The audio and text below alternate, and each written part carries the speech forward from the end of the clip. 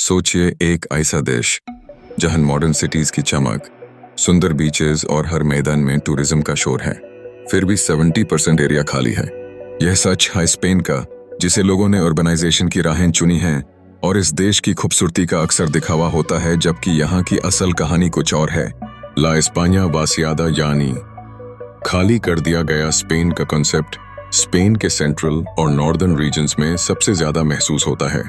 यहाँ पर बहुत से गांव और टाउन्स हैं जहां लोगों की संख्या इतनी कम है कि कई जगह गोस्ट टाउन्स बन चुकी हैं।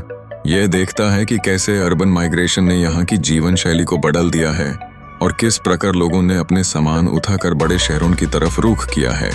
1950s के बाद इंडस्ट्रियलाइजेशन की प्रगति ने यूथ को खेती और गांव की जिंदगी से दूर कर दिया।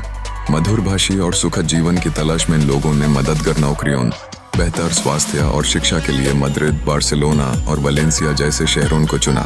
इस माइग्रेशन का परिणाम यह हुआ कि सारे गांव वीरान हो गए और उनका रंग उड़ गया। इस प्रकार के विकास का असर देखने को मिला। स्पेन के इंटीरियर का भूगोल भी विकास के लिए अनुकूल नहीं है। यहाँ का सूखा मौसम, पेड़ा और पथरीला भूखंड देखते हुए कृषि स्थिति काफी कठिन रही है। बेहतर वाणिज्य और मॉडर्न इंडस्ट्रीज का विकास भी यहाँ नहीं हो सका, इसलिए बहुत से लोग यहाँ से चले गए। इसलिए जो यहाँ बचे हैं उनकी उम्र बढ़ रही है और कई लोग अब यहाँ रह नहीं पा रहे हैं। जो लोग अब भी गांव में हैं उनमें से अक्सर बुढ़ी आयु वाले लोग हैं।